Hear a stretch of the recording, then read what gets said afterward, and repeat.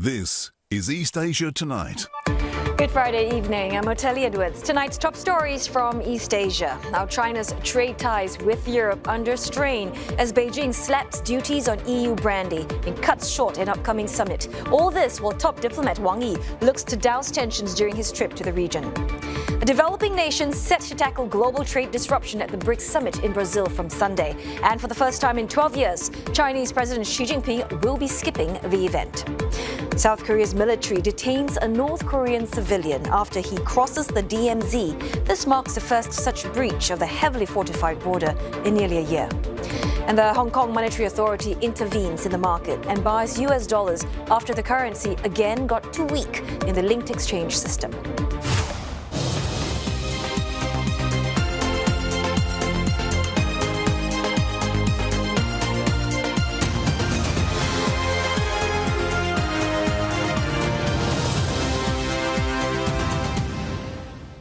Ahead on the bulletin, Japan takes steps towards sourcing its own rare earths amid concerns over China's dominance of the world's supply. But how feasible is it, given their reserves are found deep in the sea? And I'm Ilakya Silvaraji. Also ahead on East Asia Tonight, we look at those growing concerns about a megaquake in Japan and what people need to know about the potential impact and safety measures already in place.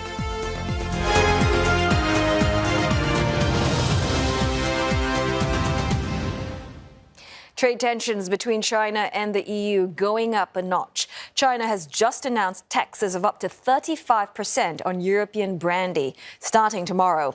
It's the latest in Beijing's investigation that started last year in response to the European Union's probe into Chinese EVs. Now, China's Commerce Ministry said today its tariff commission will impose anti-dumping duties on brandy originating in the EU from the 5th of July. It said that China's domestic brandy industry was threatened with substantial damages, and a cause of that threat was dumping. The announcement comes in the middle of a top Chinese diplomat Wang Yi's European tour. The foreign minister is due to hold talks with his counterpart in France later today, after doing the same in Belgium and Germany this week. Right, for more on this, we are joined now by correspondent Ross Cullen in Paris. So, Ross, these new brandy duties likely to cloud the talks in France, it seems. Was this expected?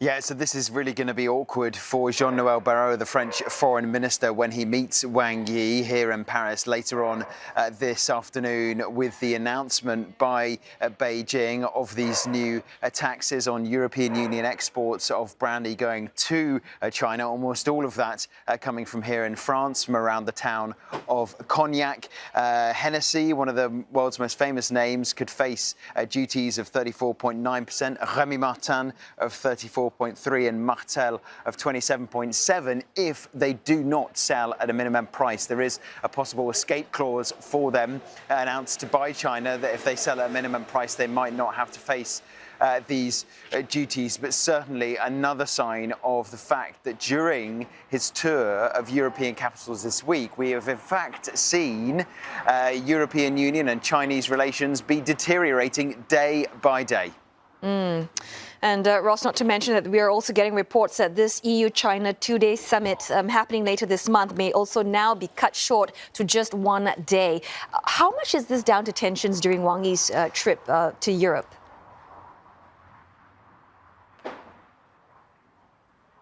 Yeah, so later this month, it was set for the 24th and 25th of July. EU-China leaders, so the President of the European Commission, Ursula von der Leyen, and the President of the European Council, Antonio Costa, face-to-face meetings in China with President Xi Jinping. However, that two-day summit now looks to be just a one-day, wrapping up quickly, wrapping up earlier than expected, due to these ongoing and escalating tensions we have seen throughout this week. They began on Wednesday with the European Union's High Representative for Foreign Affairs calling out China, saying that it opposes any unilateral attempt to change the status quo on Taiwan, accusing Chinese companies of threatening European security in what is happening in relation to the war against Ukraine. Also on human rights, we have then seen on Thursday the German Foreign Minister calling out Wang Yi over China China's rare earths policy. And then we are likely to see further tensions this afternoon here in France because of these new measures that have been announced by China on European Union brandy. As I mentioned, most of that coming from here, from France. Oteli? Hey, thanks for that report. Ross Cullen there, live from Paris. Well, the BRICS annual summit is set to take place in Brazil on Sunday, with trade likely to take centre stage as leaders meet for high-level talks. Well, the event will be held with a noticeable absence from Chinese President Xi Jinping. Well, this will be the first BRICS meeting he's skipping since assuming power 12 years ago. In his place, Premier Li Qiang. Also physically absent is Russian President Vladimir Putin, who will send his foreign minister Lavrov instead. Fellow founding member India has confirmed attendance of President Narendra Modi. And host Brazilian leader Lula will also be present. South Africa has yet to confirm its delegation. Well, this will also be the first gathering with an expanded BRICS grouping, which also includes newly joined member Indonesia and partner country Vietnam. Both recently secured trade deals with the U.S. Ahead of the summit, China underscored the importance for the bloc of emerging economies to work closely together, especially under current global trade tensions. 各方一致认为，金砖成员要共同维护多边贸易体制，抵制单边主义和贸易保护主义，维护发展中国家、维护发展中成员合法权益。 Security has been ramped up in the Brazilian city, Rio de Janeiro, as the city gears up for the summit. Brazil is deploying one of its largest peacetime security operations yet, with some 20,000 personnel deployed. And for more, we are joined now by CNA's Tan Sihui in Beijing. Sihui, Mr. Xi skipping this year's summit entirely. What do we know about his absence, and how is this going to affect progress on trade and other issues on the BRICS agenda? Well, speculations abound about President Xi's absence, especially since he's turned up at the annual summit every year since he's assumed top position since 2012. So I spoke to observers. Well, the speculations are a range of things. This could be differences with the host country, Brazil and China, although there has been an upturn in bilateral relations since meetings earlier this year. There is also the speculation that there has been an explosion in the number of forums this year, and so this may not be the optimal platform for China to advance its narrative. And then there's also speculation about President Xi's health, but again, these are all speculations, and at the heart of the matter, the truth of the matter is that nobody knows except President Xi himself and his inner circle. Well, nevertheless, China is looking forward to the BRICS summit. It says that it will look forward to working and cooperating with all parties to strengthen strategic partnership. After all, it says that this summit continues to be the most important platform for cooperation among developing countries as well as emerging markets. So who's turning up at the BRICS summit? Well, it is Chinese Premier Li Qiang, just as you had said earlier. Now, economists are saying that, there's not going to be a break on the Chinese side. They're likely going to advance China's national agenda. There's also the long-term interest in building a credible image as a credible alternative power in this current multipolar world order, and also to entrench a type of multilateralism that benefits China's economic agenda. Well, beyond the BRICS summit, there are a couple of events to look out for, and that is the EU leader summit that will be happening here in Beijing. EU leaders will be meeting Chinese President Xi Jinping as well as Chinese Premier Li Qiang. But there are some reports that due to a strain in ties, the two-day summit could become a one-day summit instead. There's also a Politburo meeting at the end of July to look forward to, and that is when Chinese leadership will be discussing key economic priorities for the second half of this year. A very busy July, it seems. Thanks so much for that report. CNA's Tan Sihui, live from Beijing. In other news, South Korea's military says that it has detained a North Korean civilian who crossed the heavily fortified inter-Korean land border yesterday in an apparent move to defect to the south. He was first spotted crossing the military demarcation line, or MDL, around 3 or 4 a.m. local time on Thursday. Seoul then launched an operation which lasted 20 hours to secure custody. Now, the MDL is the de facto border which runs through the middle of the demilitarized zone separating the two Koreas. Seoul says that the mission to safely guide him to the south involved a substantial number of South Korean troops and took place in an area difficult to navigate due to dense vegetation and landmine risks. The individual has been transferred to relevant authorities for an investigation. Seoul says it has yet to detect any unusual activities by the North Korean military. Now, defections across the de facto border are relatively rare. The latest incident was in August last year when a North Korean soldier defected to the south through the eastern county of Gosong.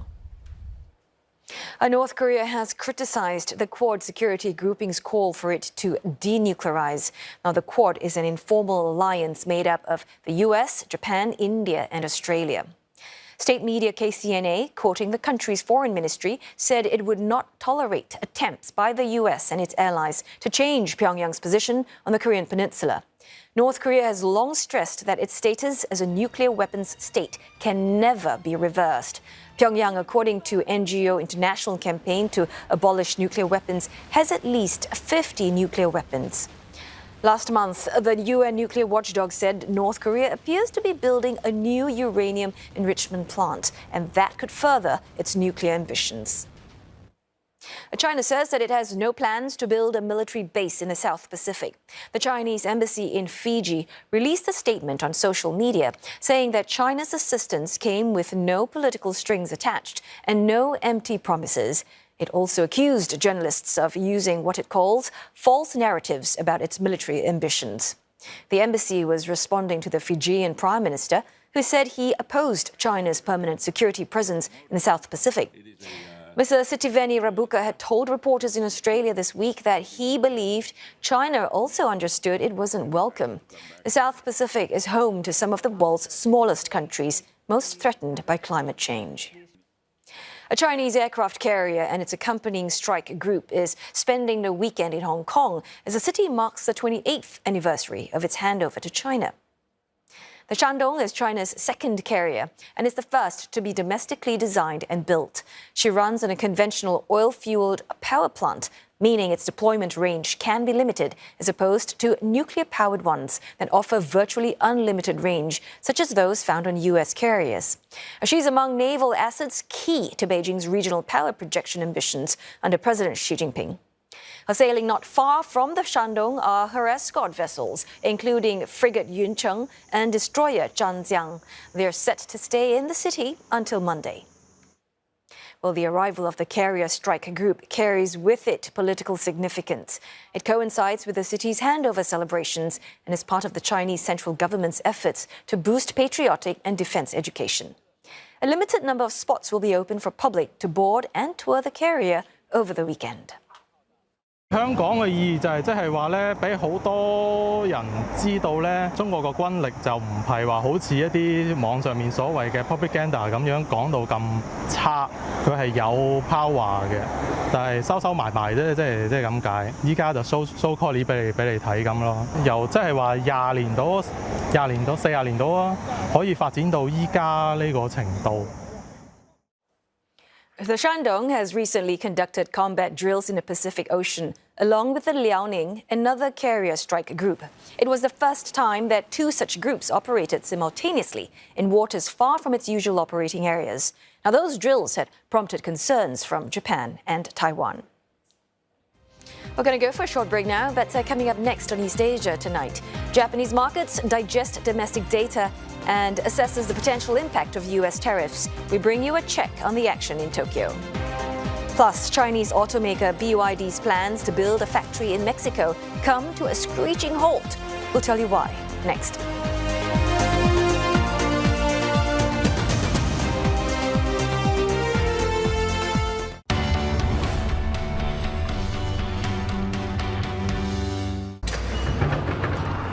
In the world of trade, it helps to be part of a network. Well, not just any network. UOB's network. The most extensive network in ASEAN. Through this network, you can connect directly to my business. And mine. And mine. And mine! With this network, you can source for supplies big and small across supply chains. And connect to sector specialists through 500 UOB offices globally. With access to an end-to-end platform that syncs up your entire value chain. For a complete view of your trade and cash position across borders on one single interface. And that's what makes UOB the one bank for ASEAN. It's where the region's most extensive trade network meets a truly integrated supply chain platform. And there's just one more thing to say. Be part of ASEAN's most extensive trade network. Singapore! You've heard of it! But do you know it? Next on Singapore Hour. Follow a fine dining chef to her favorite late night eats. You know there is good food when they only serve one item on the menu. Step behind the scenes of a Singapore showstopper. In essence, the super tree is fairly basic, but right on top is where the secret lies. All this and more on Singapore Hour, tonight on CNA. Financial strategies to exit the world of work before the age of 60. An impossible dream for today's Gen Zs? Everyone wants to retire early. In actuality, they may find it to be challenging. Your money gets eaten away by inflation. Plus, changing careers from doctor to content creator. Will it pay off for this young Indonesian? Money Mind, Saturday on CNA. I'm Teresa Tang, host of the CNA Correspondent Podcast. Every week, I go behind the scenes with our network of journalists to get their on-the-ground insight, analysis, and anecdotes as they cover stories in Asia and beyond. What was it like being with the hostage's father? It was emotional, to say the least. Candid conversations that are in-depth and enlightening. So, this Southeast Asia trip for President Xi, it's very deliberate. Yeah, you know, after those sweeping tariffs, China is really trying to shore up its alliances in the region. I have to ask, what did they serve on the papal plane? Oh, tiramisu. It was the best tiramisu I've ever had in my life. Make the CNA Correspondent Podcast a weekly habit. Find us on the CNA or Me Listen apps, YouTube, Spotify, and anywhere else you get your podcasts.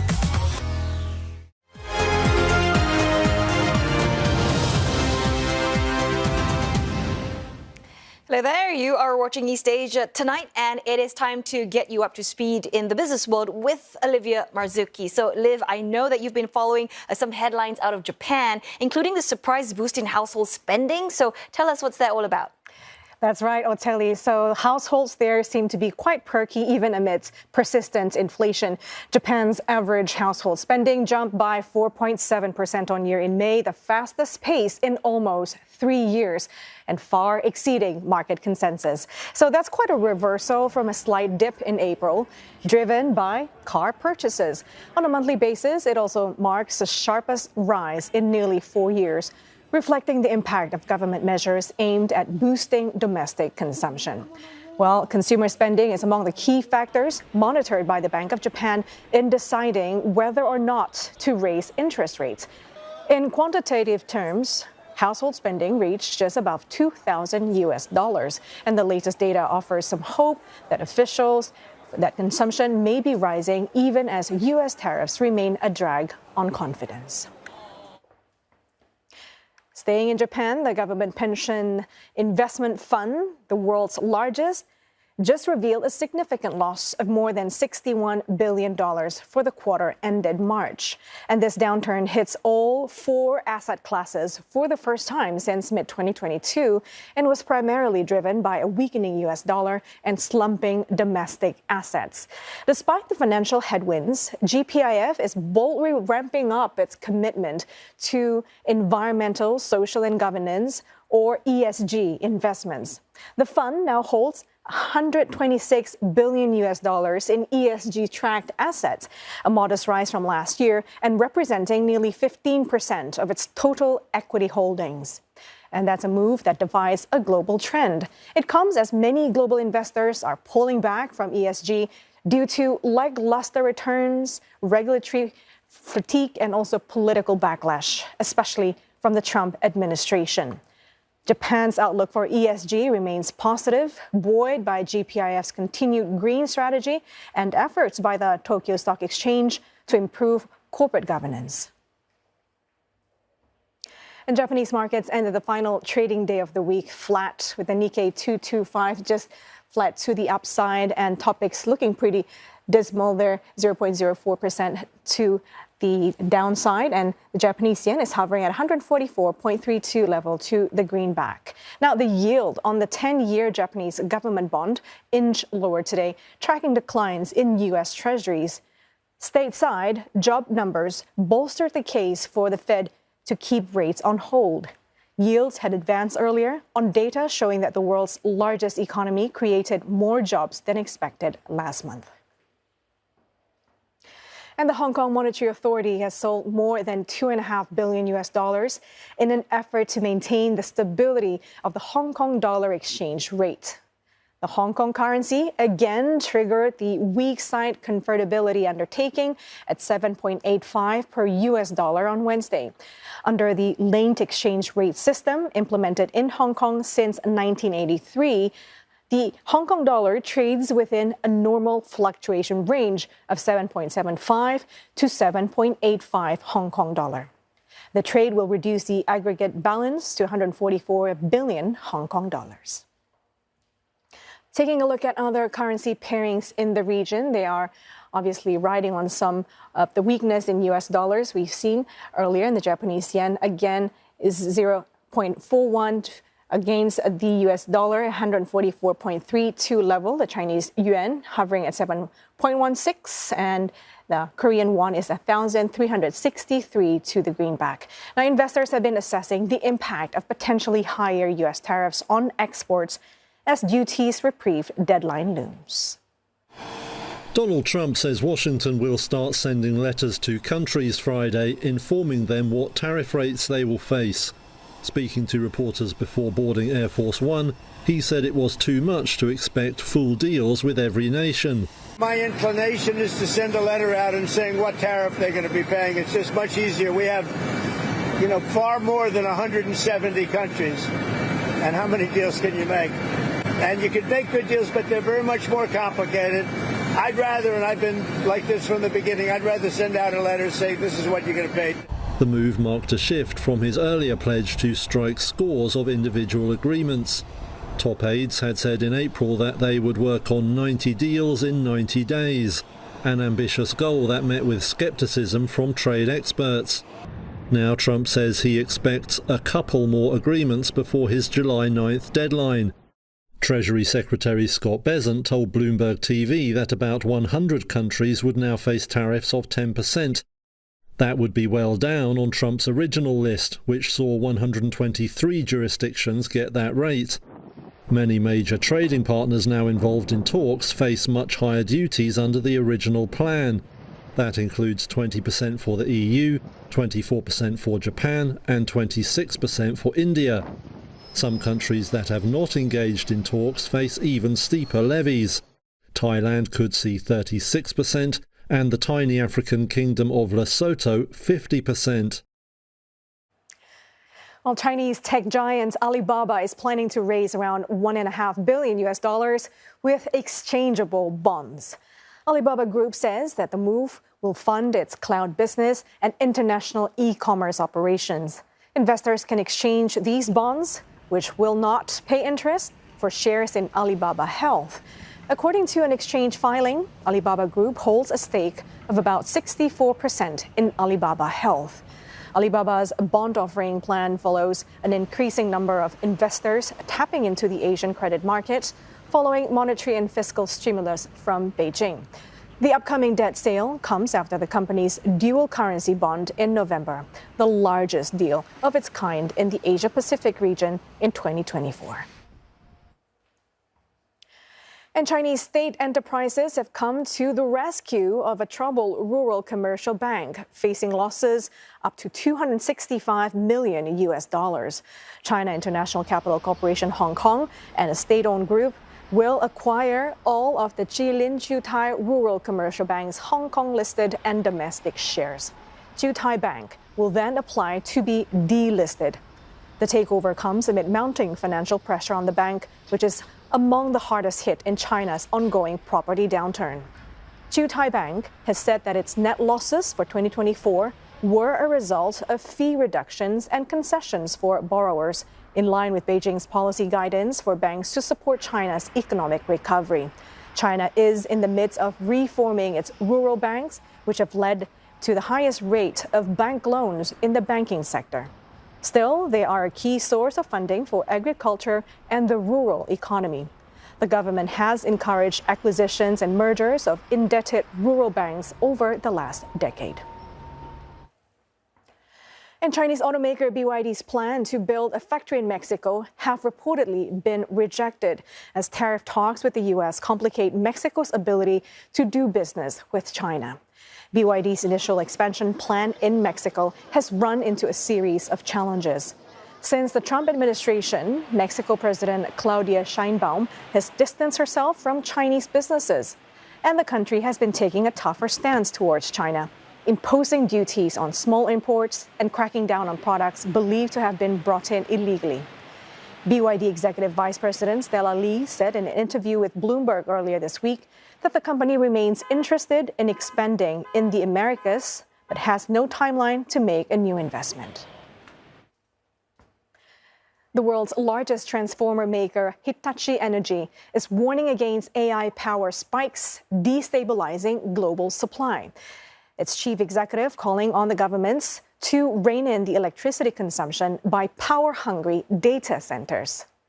In an interview with the Financial Times, Chief Executive Andreas Schierenbeck raised concerns about the AI sector's excessive and volatile use of power. Mr. Schierenbeck also advocating for regulations to be made similar to Ireland and the Netherlands, which have already set restrictions on data center developments. Mr. Schierenbeck is one of the first to forewarn the peaks and troughs in demand caused by AI. Now, the international energy agency, that is, predicts a data center electricity consumption to double to 945 terawatt hours within the next 5 years. And this amounts to more than the entire country's power, such as Japan. Well, that's all in business for me. I'll tell you, back to you. Thanks so very much for that report, Olivia. Well, we are going to go for a short break now, but coming up on East Asia tonight, Japan wants to bolster its rare earth supply chain. It's looking to start a pilot project to mine undersea rare earths. Could that be what it needs to break free of its dependency on China? We'll be speaking with an expert in just a moment.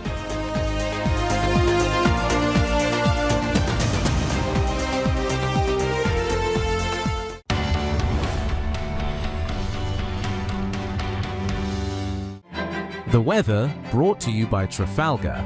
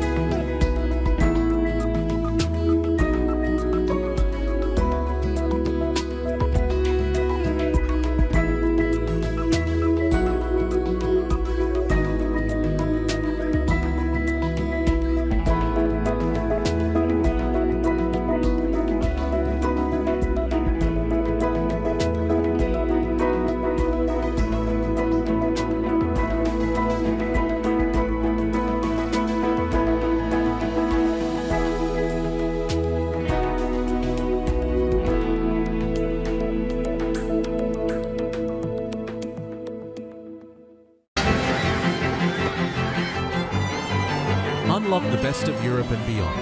Visit Trafalgar.com.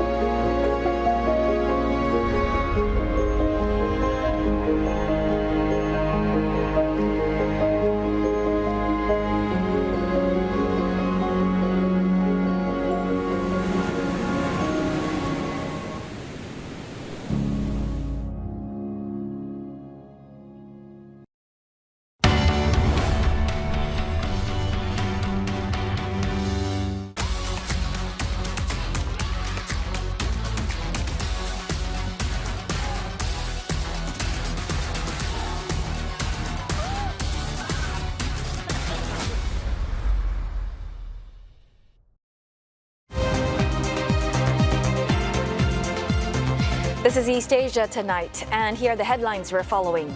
Beijing slaps duties of up to 35% on EU brandy in the middle of a European tour by its top diplomat Wang Yi.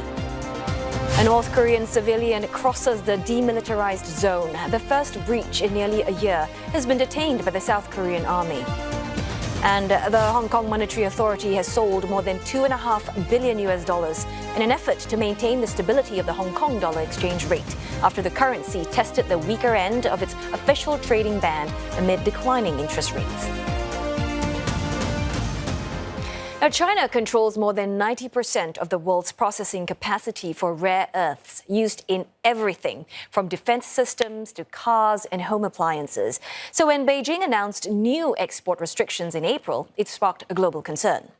China's Foreign Minister Wang Yi has tried to downplay concerns in Europe. Speaking in Berlin, he said it was standard practice to control dual-use goods exports and that Europe's needs can be met. 我要强调的是，稀土过去不是，今后也不会是中德和中欧之间的问题。只要认同并且履行正常的出口管制的程序，德国和欧洲你们的正常的需求就会得到保障。 Well, other countries like Japan are gunning for more self-sufficiency. Well, Tokyo this week said it's starting deep-sea rare earth mining from January in a pilot that will be the deepest trial of its kind. This will happen in waters around the remote island of Minami Torishima in the Pacific, which is the easternmost point of Japan. Well, the mission aims to extract 35 tons of mud from the sea floor over a 3-week period. Each ton is expected to contain around 2 kilograms of rare earth minerals. Now, for more insights on this, let's bring in Dr. Philip Andrew Speed, a senior research fellow at the Oxford Institute for Energy Studies. Well, thanks, Dr. Andrew Speed, for joining us this evening. First up, let's just talk about Japan's extraction project, where it's going to be extracting deep-sea rare earths next year, which is kind of like a first-of-its-kind project to tap into the world's, I believe, third largest reserve of rare earth minerals. I'm just curious to know how big a game changer is this for global supply? Well, I think first just start with Japan. I mean, Japan has almost no mineral ore reserves of critical minerals, including rare earths. So it's been searching for supplies for more than a decade, and it's been exploring the ocean floors, as have other countries, including China and the US.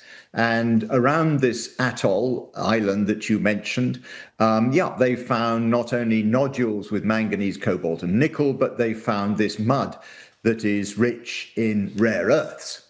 Now, this is just a pilot project. So this is just the start of something. They're going to suck up a very small quantity of material.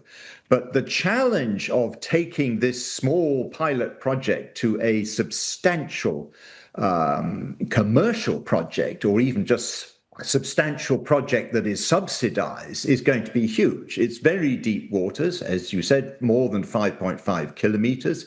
It's in an area of the Pacific that has very strong currents.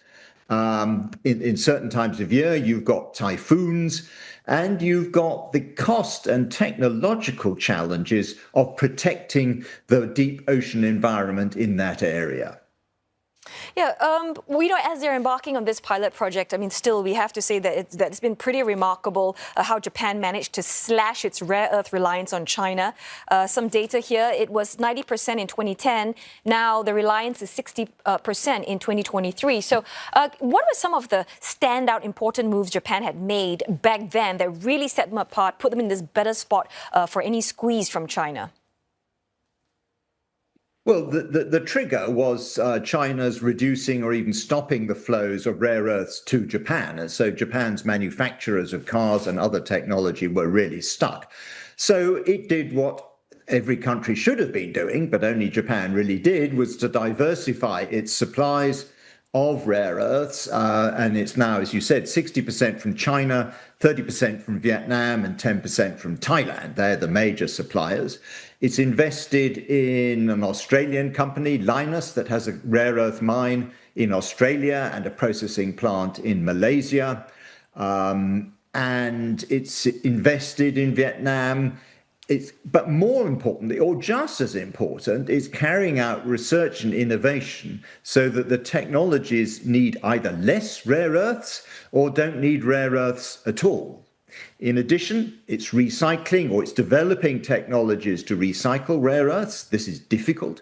And it's also stockpiling. So it's taken a very coordinated approach, government and industry, to address this challenge. So you've mentioned that all the other countries should have followed sort of Japan's footsteps since 2010. Let's look at South Korea, though. They have made some progress in 5 years, reducing their overall rare earth imports from China from 72% in 2019 to 47% last year. However, for crucial EV motor components, their dependence still hovers around 80%. So where do you think South Korea's misstep was here?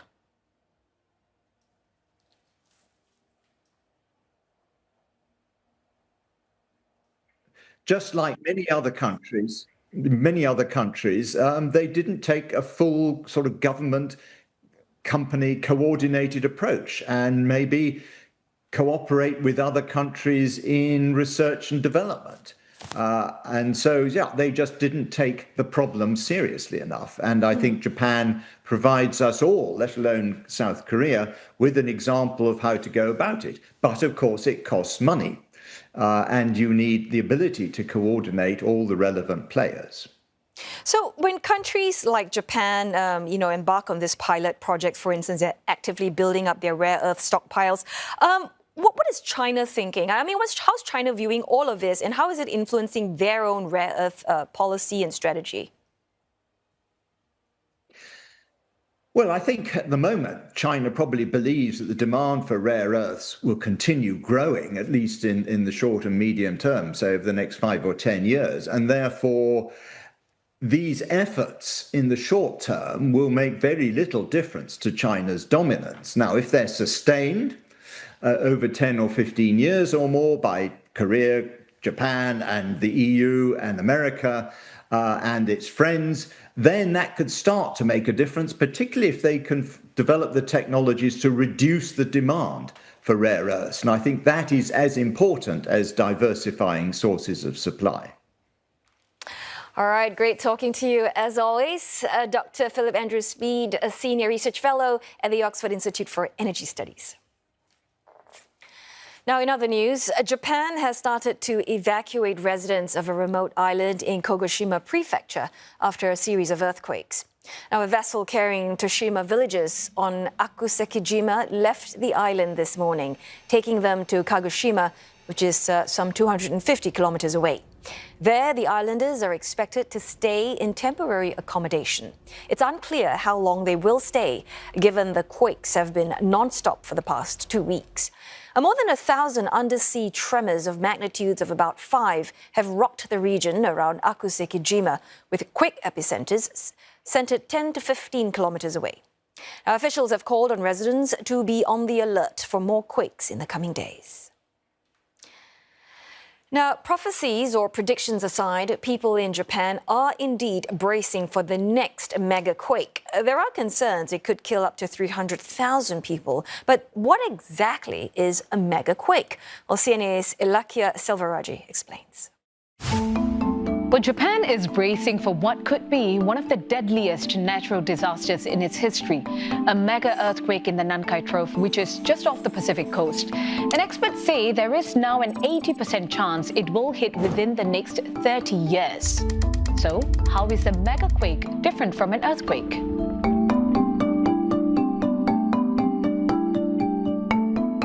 Megaquakes, generally defined as an earthquake of magnitude 8.5 or higher. The megaquakes mainly depends upon the geological conditions of the area and also on the historical recurrence interval. Megaquakes are rare but not unprecedented. Globally, they occur roughly one every 10 to 20 years.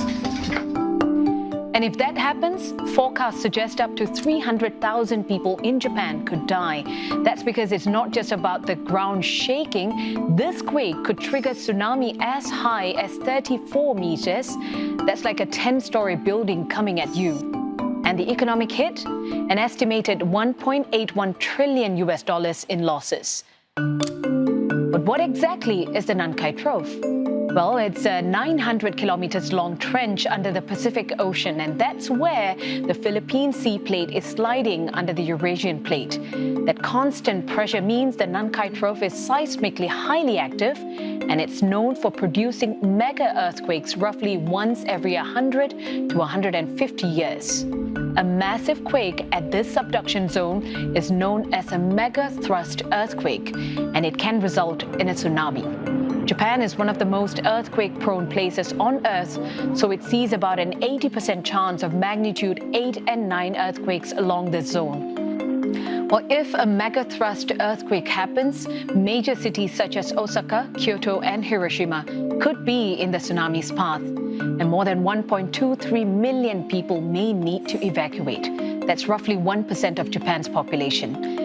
Given the estimated scale of the megaquake, how would other countries be affected? Tsunamis generated by megaquake in Japan would primarily affect Pacific Ocean basin, especially Japan's coastline, parts of Russia's Far East, maybe Taiwan, the Philippines, and possibly Hawaii and US West Coast. However, indirect effects such as supply chain disrupted, imports from Japan are affected, maybe economic impacts on like all other global market, possible travel delays, flight rescheduling, especially the routes transporting Japanese airspace, etc., etc. So with all that in mind, is it safe to go on a trip to Japan in the near future? While we can't predict exactly when a megaquake will strike, scientists can identify where and how likely they are over time. Uncertainty is very high. In Japan, the risk is high over next few decades, but not so immediate. Japan has invested heavily in early warning systems. They have invested heavily in infrastructure resilience, and they have heavily invested in public education, significantly mitigating risk to life and property. While we can't predict exactly when a megaquake will strike, scientists can identify where and how likely they are over time. And for more of our related earthquake coverage, you can log on to cna.asia or our mobile app for commentaries such as this one on how the prophesied disaster is unlikely going to strike Japan this weekend.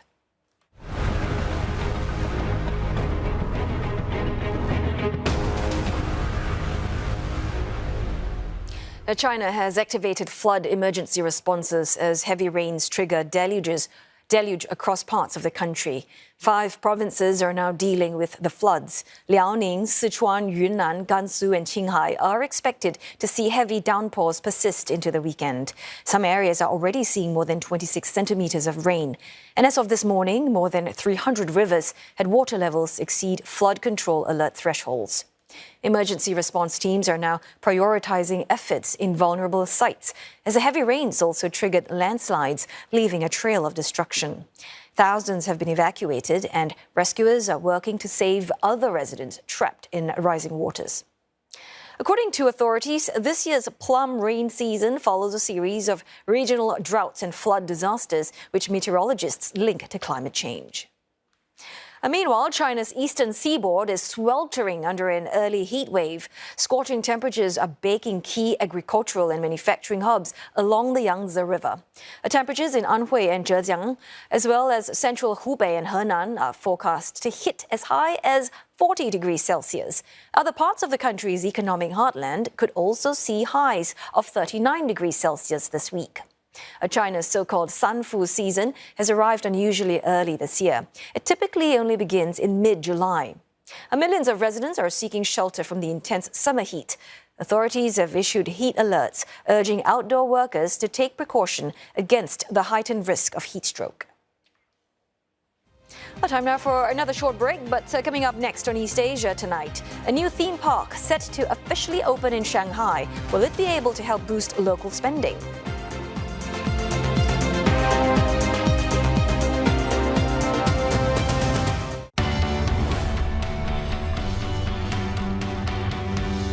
Saturday on Japan Hour. 無駄を富へと変える新たな挑戦。サステナビリティの戦闘イコールもう商売の戦闘でもある。リサイクルやリメイクでより安くより気軽に相反することを行えば、ユニクロが目指すべき古着とは何なのか。密着1年、ユニクロの野望。Japan Hour, Saturday on CNA. Japan Hour is brought to you by Sumitomo Corporation. MUFG, committed to empowering a brighter future. Zipair, summer fares are now available. And IHI. Financial strategies to exit the world of work before the age of 60. An impossible dream for today's Gen Zs? Everyone wants to retire early. In actuality, they may find it to be challenging. Your money gets eaten away by inflation. Plus, changing careers from doctor to content creator. Will it pay off for this young Indonesian? Money Mind, Saturday on CNA. One day, his mom showed me a video of Kenneth taking photos at the zoo with his toy camera. Since he was young, he was already very interested in animals. What was that? You can see its head. Oh my god. Ho ho ho. You hold the position. Ah, my knee is cramping up. That is the Bornean cube viper. Torpedo lemurs. Let's go. The path that I decided is not easy. It's never been easy. Yes, yes, yes! We need more eyes to look at the plot, so in case it jumps in any direction, we know where to find it.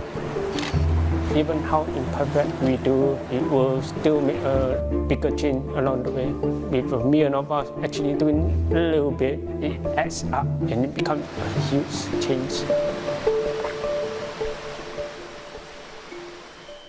The first thing in the morning as Asia wakes up to a new day. Get up to speed with major events shaping lives in the region and other parts of the world.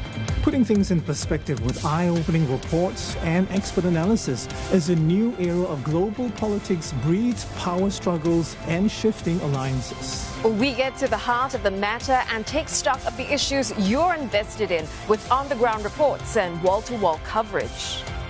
Viewing it all from a regional lens because we put Asia first.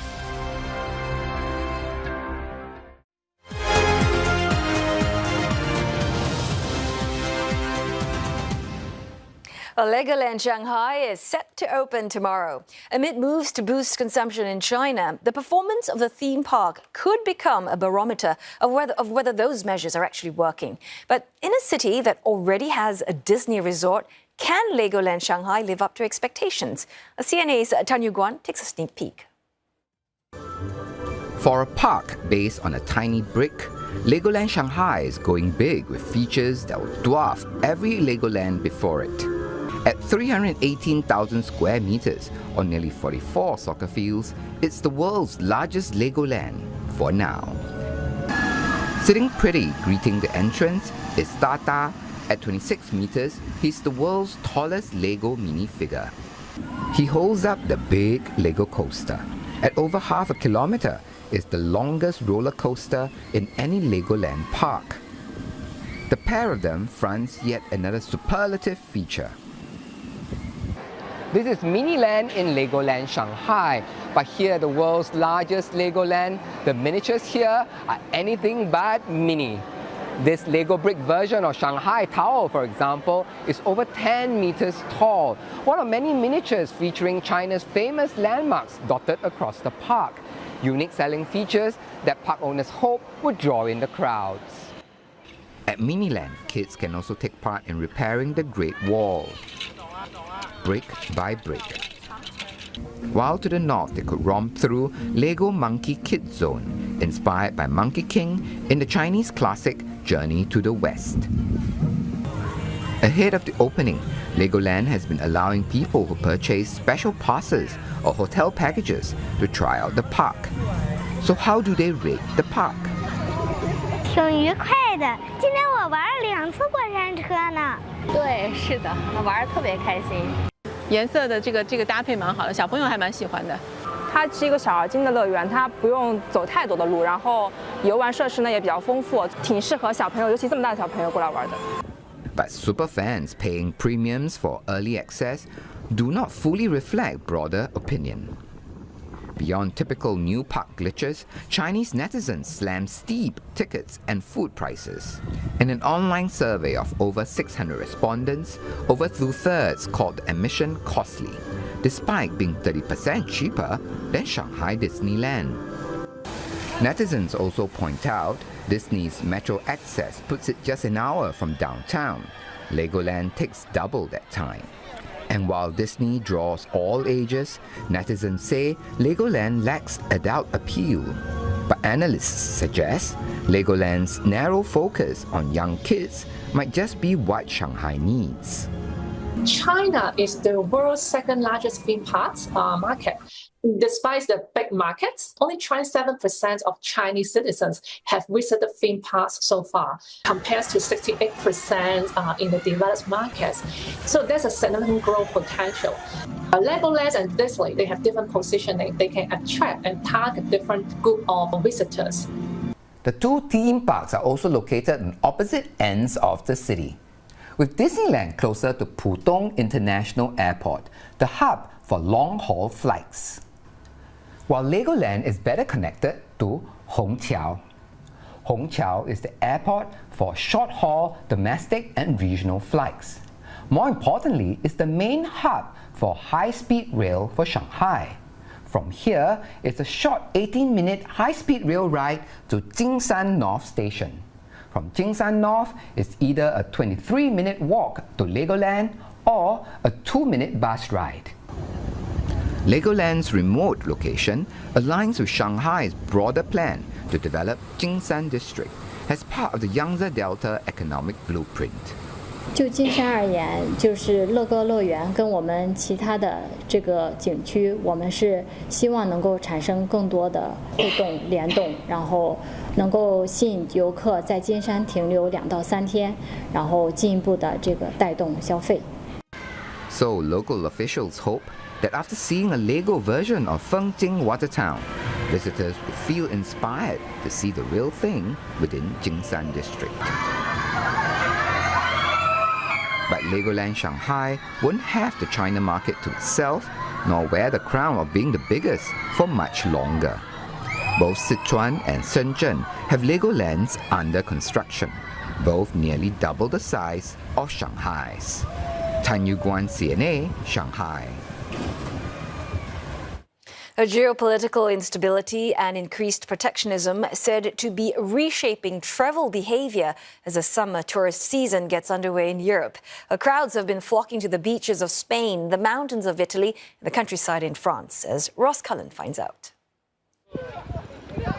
Summer is high season for American tourists in Europe, with countless travellers coming to countries like France from June to September every year. But travel from Europe to the United States is in decline. Some European airlines are slashing their airfares as transatlantic demand drops. Aviation analysts say bookings to the United States for July showed a 13% year-on-year fall. We've noticed that the travel is really inexpensive to go back to the United States, and we think people are apprehensive of what might happen to them, that they might not be welcomed. Possibly the Trump policies and the fact that it's really anti-immigration, LGBTQ, all of that stuff, and there are travel advisories all over the place for warning people that the US might not be the friendliest place to travel. C'est une question un peu compliquée, délicate, mais je pense que c'est à cause de voilà, ce qui s'est passé avec les élections, Trump et un peu voilà, politiquement parlant. Et ensuite, je pense que les États-Unis n'est pas aussi sûr que l'Europe ou d'autres destinations qui sont plus attrayantes pour les Européens, par exemple, comme l'Asie. And the most popular country in the world, in terms of number of visitors annually, is France. The capital has some of the most famous landmarks on the planet. Travel industry experts like Tom Jenkins of the European Tourism Association say there are some problems starting to affect the sector, including limits on hotel capacity. To a certain extent, we're starting to see problems with over-demand in certain areas, certainly places such as Paris, Rome, Venice, even London. We're seeing capacity constraints cut in. Tourists from across Asia are also keen on trips to Europe, giving the continent's tourism sector a regular source of summer income. But the Asian countries people are coming on holiday from are changing. Because of the problems with Russia and Ukraine, we are seeing a real suppression in demand from Asia. Some people are defying this. Certainly India is booming as an origin market for Europe. Indonesia is doing very, very well. Places such as Vietnam are surprisingly active in sending people into Europe.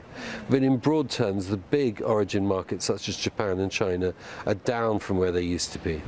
72% of Chinese respondents to a June survey conducted by the non-profit European Travel Commission say they plan to travel to Europe this summer. That's up from 2024, but there is a caveat.